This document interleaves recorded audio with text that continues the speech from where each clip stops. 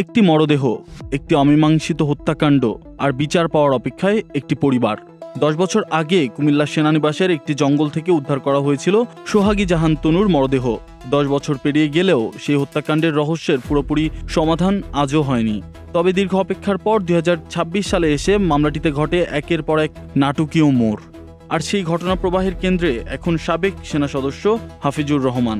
2026 সালের 20 মার্চ কুমিল্লার ভিক্টোরিয়া সরকারি কলেজের শিক্ষার্থী ও নাট্যকর্মী সোহাগী জাহান তনুর মরদেহ উদ্ধার করা হয় কুমিল্লা সেনানিবাসের একটি জঙ্গল থেকে। ঘটনাটি তখন দেশজুড়ে ব্যাপক আলোড়ন সৃষ্টি করে।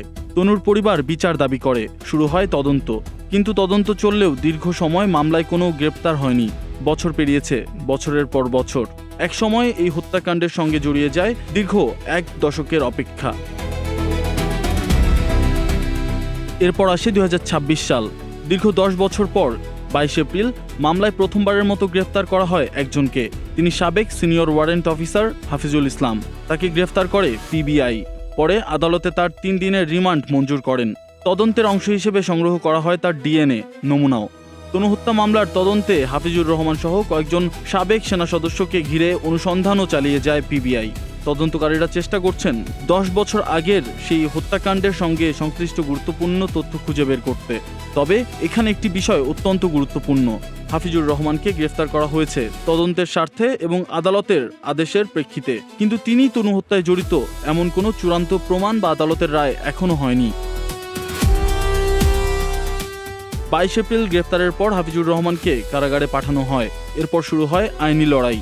4 আগস্ট হাইকোর্ট থেকে জামিন পান তিনি। জামিনের পর কারাগার থেকে মুক্তিও পান, কিন্তু তার মুক্তির মাত্র 2 দিন পরই বদলে যায় পুরো পরিস্থিতি। 6 আগস্ট হাইকোর্টের দেওয়া জামিন স্থগিত করেন আপিল বিভাগের চেম্বার জজ আদালত। একই সঙ্গে হাফিজুর রহমানকে 24 ঘন্টার মধ্যে আত্মসমর্পণের নির্দেশ দেওয়া হয়। আর যদি তিনি আত্মসমর্পণ না করেন তাহলে তাকে গ্রেফতারের নির্দেশ দেওয়া হয় পুলিশকে। এরপর থেকেই তৈরি হয় নতুন অপেক্ষা।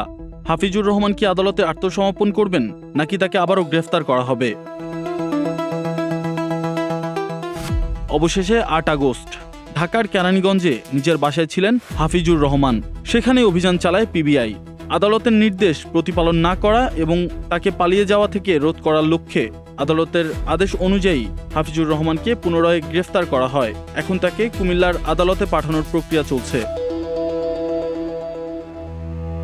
কিন্তু এই গ্রেফতারের পর সবচেয়ে বড় প্রশ্নটি থেকেই যাচ্ছে, 10 বছর আগে কুমিল্লা সেনানিবাসের সেই জঙ্গলে আসলে কি ঘটেছিল? কে হত্যা করেছিল সোহাগী জাহান তনুকে? কেন এত দীর্ঘ সময়েও এই হত্যাকাণ্ডের চূড়ান্ত রহস্যের সমাধান হয়নি? আর হাফিজুর রহমানকে ঘিরে চলমান তদন্ত শেষ পর্যন্ত কি পৌঁছে দেবে সেই কাঙ্ক্ষিত সত্যের কাছে, নাকি তনু হত্যার রহস্য আরও দীর্ঘ সময় অন্ধকারেই থেকে যাবে? 10 বছর পর ধরে উত্তর খুঁজছে একটি পরিবার, আর সেই উত্তর পাওয়ার অপেক্ষায় তনু হত্যা মামলা। 1 দশক পর আবারও আলোচনায় সেই পুরনো প্রশ্ন, তনুকে হত্যা করেছিল কে বা কারা? ফারদিন আলম, নাগরিক প্রতিদিন।